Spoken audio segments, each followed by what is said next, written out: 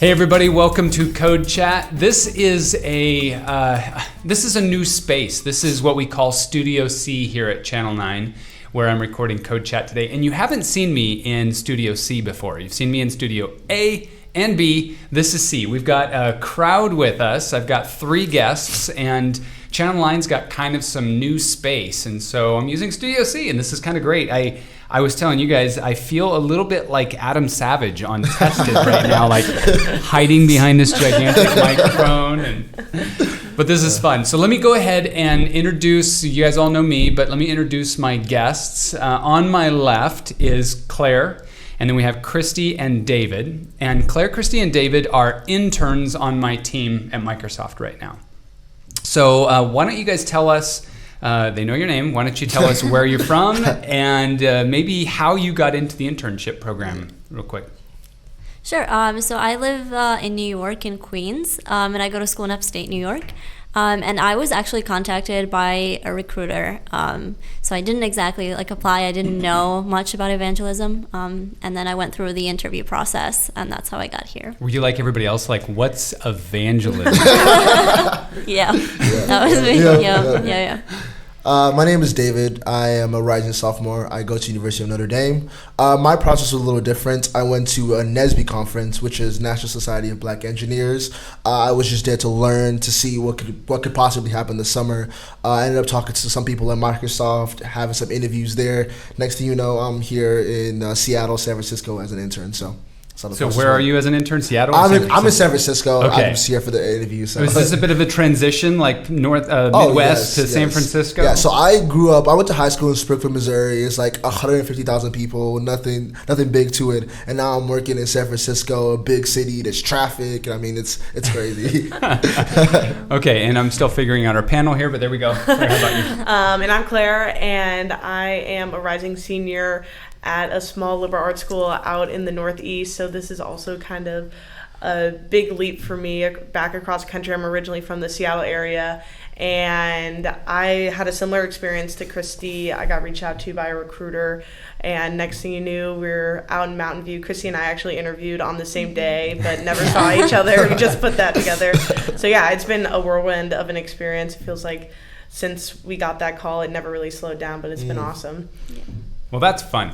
Now, you guys are all in school, and you're all studying computer science, CS, the classic computer software developers course. And I am curious because I'm an old developer now. I like to say I'm not punch card old, but I am floppy disk old. And so I'm curious about your experience in CS. First of all, how do the degrees work these days? Is there still CS for software and then some other options for ones that are a little bit more targeted? How does that work? Yeah, so at Notre Dame, it's a little different. So we have computer science and computer engineering, and we have electrical engineering. Sorry about that. But the only difference between CE and CS is 3 electrical courses that you take. Okay. And so if I'm a CS major, I say, you know what, I want to take 3 electrical courses. I am now a computer engineer. Every course for the first 2 years is exactly the same. Okay.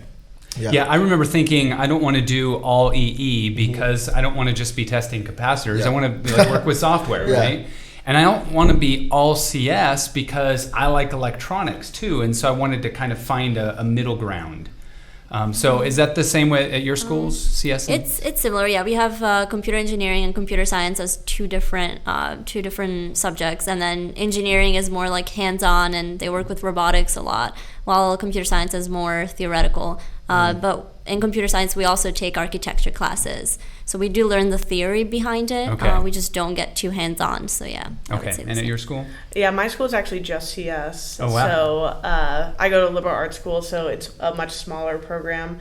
And then we have within the CS department fields of concentration. So you can concentrate in AI or robotics or things like that. But there's no engineering aspect that we're allowed to take, unfortunately. Are you gonna concentrate? Yeah, I'm gonna concentrate in AI. Oh wow. Yeah, so I'm really excited about that. But if you want to do like full-on computer engineering, you're going to have to go to grad school, unfortunately. And you can really do that, right? You can CS, and then in grad school you can add in the other courses and do something that's a little bit. But I think that's also one of the great things about doing a computer science degree is you don't have to go to grad school to really start your career and be successful in the workforce. You can do whatever feels right for you. If you want to get more exposure to a certain type of technology, you can go to grad school. But if you just want to enter the workforce, you can do that and be super successful. So I think that's awesome. So is the school and the programs that you're studying specifically what you expected? Coming in, my expectation of computer science was completely different than what was at Notre Dame. And so in high school, when I had a CS class, it was more hardcore. You know what? Here is build something really big and really impressive, try to impress us as high school seniors. As a freshman at Notre Dame, we were making pet projects. We were having a good time learning the foundations of computer science. I haven't taken any data structures classes just yet, and so still the whole hardcore rules of computer science have not really applied to us. So it's mostly just been go learn, go have fun, and go be creative. And I think sometimes when you learn those rules, you lose your creative aspect, and so it's still good to have that fresh mind perspective going into projects. So would you agree that computer science, computer development is actually part scientific and part creative? Definitely. You have to be creative. I mean, after a while, most people can do what other CS people are doing. I mean, you can make this website, maybe somebody else can make a website a little differently, but what distinguishes you is how you're going to be creative, how you're going to make your website, your app different than somebody else's, and that's where the creative aspect really has to come in to distinguish yourself. Okay, so creative, also artistic even? Artistic. I'm not very artistic in my nature, so I don't know if I'd agree with the artistic aspect, but definitely just think outside the box, be very creative. Okay. That's one thing they taught us our freshman year. Okay, so I still want to get you guys' questions on how it's lined up with your expectations, but I really like this thread, this idea that in your program there's the room for creativity. And let me throw out another word. How about the ability within software development to be original? You know, I mean, we are fulfilling business use cases. Like business wants to be able to collect names and addresses of perspective, whatever, you know, you just kind of make the software and it does that thing. But what about your expression? What about your ability to express your creativity and be original with software development? Do you see room for that? I definitely do. I feel like as I was taking my algorithms class especially, there's a lot of creativity and thinking outside of the box and being artistic in a way when you're maybe designing algorithms or designing solutions to the problems. So I definitely think being artistic is like ties into software development. That's pretty cool. It's like maybe it's a form of art that we haven't really seen in decades past or centuries past or whatever, but even an algorithm can be artistic in that it's original, it's creative, it's personal. Yeah, no, absolutely. I was actually just thinking about this the other day. I was thinking about the traveling salesman problem and how, you know, everyone's looking for a solution to this algorithm, and it seems like a really simple problem on the surface, but you know, I think there's like $1 million reward for someone to solve this algorithm. Wow. Yeah, and so it's like such a simple problem on the surface is going to require so much creativity and original thought and thinking to come up with a solution to it, to the point that it's worth $1 million to somebody.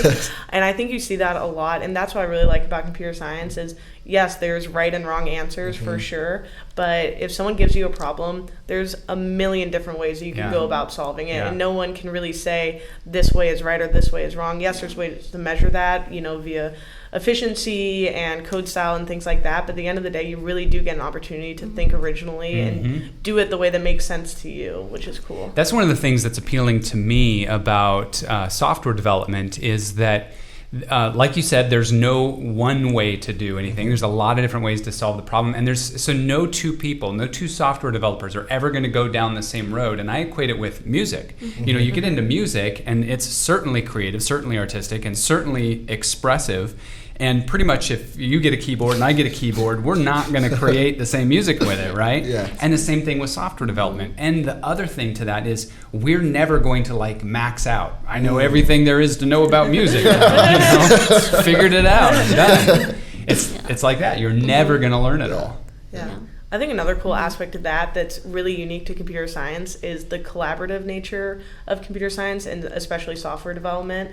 Is with music, yes, it's very collaborative and things like that, but you very rarely see people building off of each other's musical projects where that's they're all inspired we do. by it, but maybe not built on it. Yeah. Where it's like you can do something in a really creative, cool way, but if the person following you doesn't understand it and can't read it and really have a deep understanding of it and build off of it, then it's kind of pointless. And so that's an issue that we're running into with our current project right now, is making sure that the code that we're writing right now is adaptable and dynamic and can be used in the future by other software developers that want to build off of it. So. Okay, what's your guys' mindset coming in to an internship program at a company like Microsoft? So we're talking about certainly an industry leader, a highly technical company, a really big company. What's your mindset coming in? So I was very pleasantly surprised. This is my first computer science centered internship with a big project that we have to do, and I wasn't sure. I knew that people would be very willing to help, but I've been very surprised and happily surprised by how open people are and how happy they are to help you. So everyone around us has been super, super helpful. And the environment is so happy. You're willing to go to work every day. And these are all things that I had never experienced before. So I don't know if anyone wants to add, but...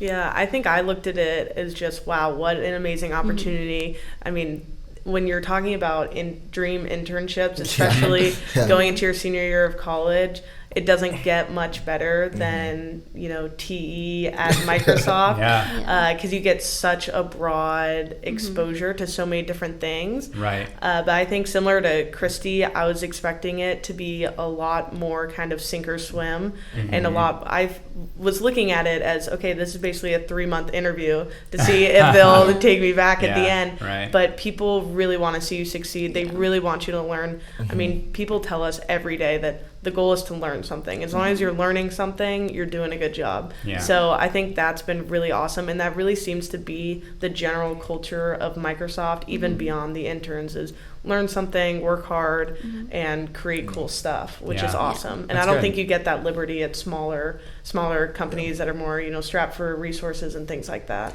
It's great that you're pleasantly surprised by that it's not like you hear a bit about Microsoft having a good culture and then you come in and you're like, oh man, that was a facade, this is brutal inside. It's actually maybe a little bit more the opposite, because maybe there's some history or some legacy on the reputation, and then you come in and you go, wow, look at this culture, this is pretty great.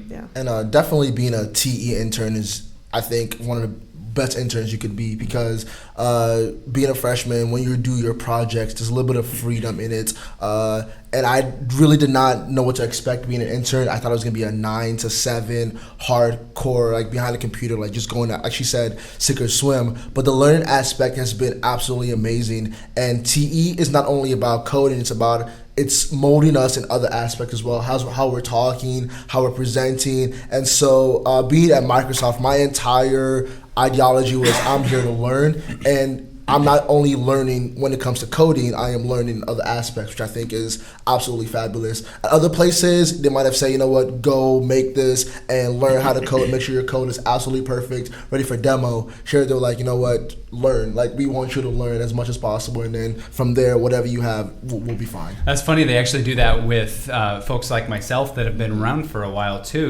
We're steeped in experience in certain areas, but there's so much new, and there's so many corners, so many dark corners that I'm just ready to flesh out. I want to go learn more about this thing, and they do give us a lot of opportunity to go and learn that thing. The role that we're talking about here, this evangelism role, one of the unique things about it is that it's very much a generalist's position, right? Yep. I mean, you guys are working on HoloLens. It's front end, it's 3D. That's a unique area. But you could be working on data systems, back ends, front ends. You could be working on IoT or there's gaming. There's so many different areas that you could be working on as a TE.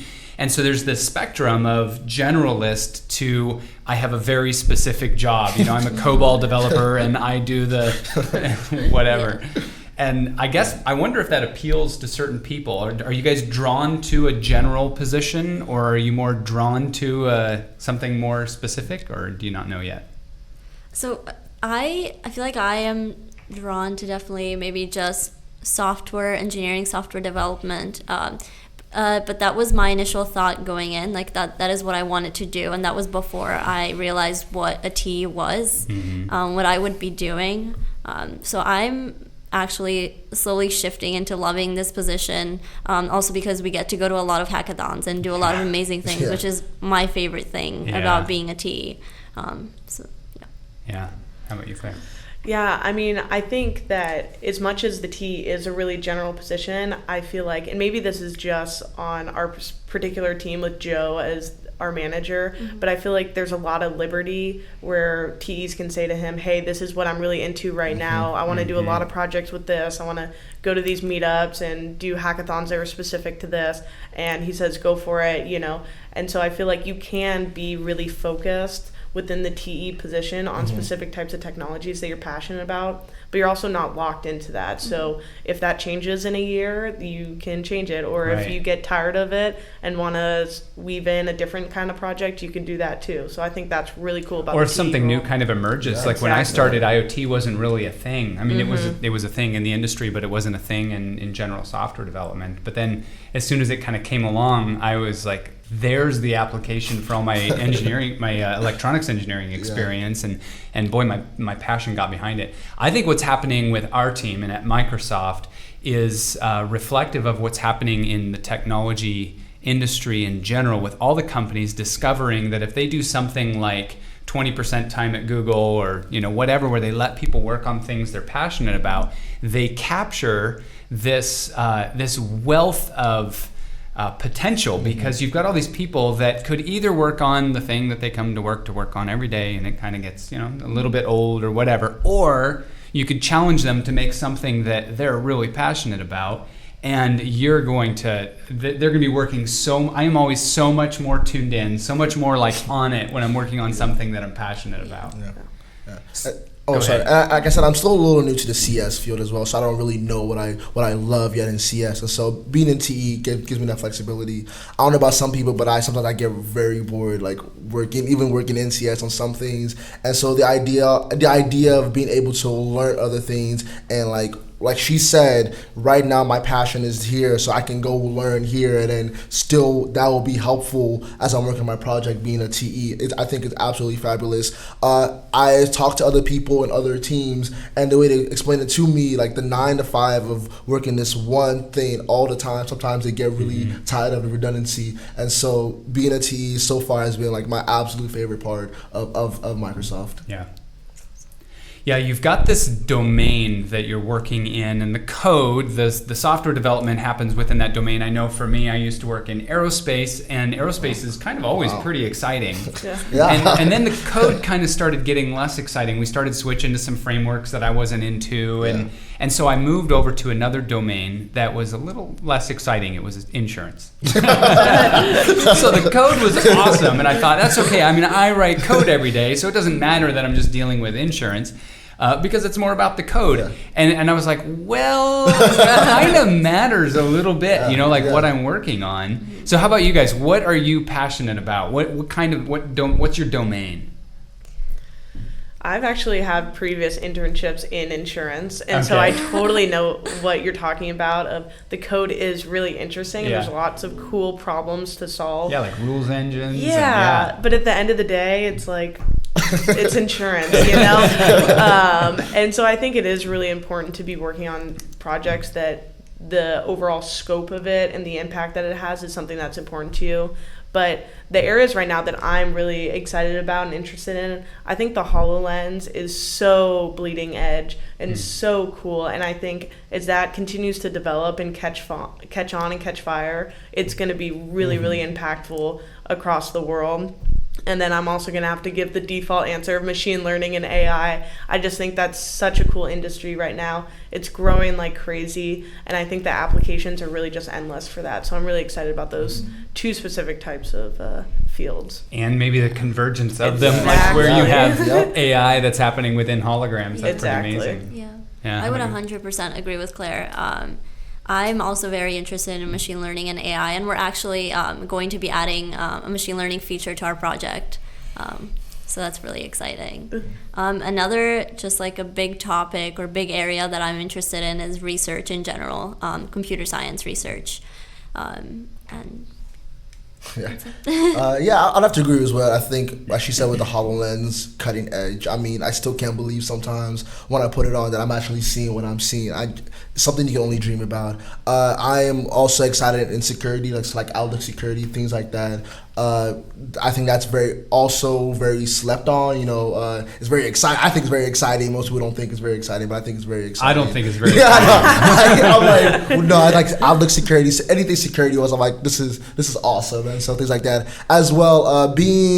Working with other people and coming into computer science, one thing that we like to do is we like to make games. And so the reasons why I first got into computer science was actually trying to make games. And so me and my friends would make games, and like after long nights coding, you got to get to test your games. And so I'm also excited in gaming because I see like the instant rewards sometimes. Oh, you make this game and I can test it and see, I can spend hours on this game that I made. And so I think gaming is another industry that I think is very, very exciting. So David, can you help me get excited about security? How do I do that?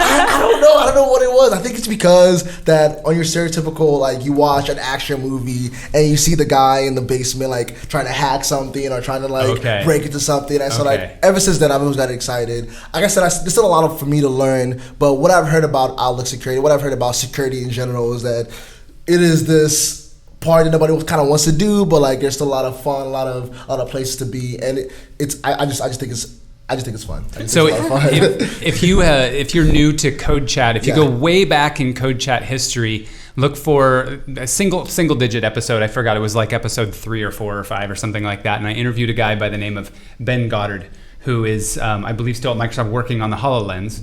But he was working on the Office team as a Red Hat hacker for the Office team. And he talks all about trying to break into the system. Like that was his role. And that was pretty exciting. Like I guess being on that side of it, there's something appealing about it. Being on the side where you're always preventing. Yeah. I mean, I like the preventing aspect because I feel like it's a competition. I want to see like you try to beat me, like you try to get in, like I'm trying to stop every move you try to make. And so, like I said, I'm still very new to it. I still have a lot to learn, but just the idea of it just sounds like a lot of fun. Yeah.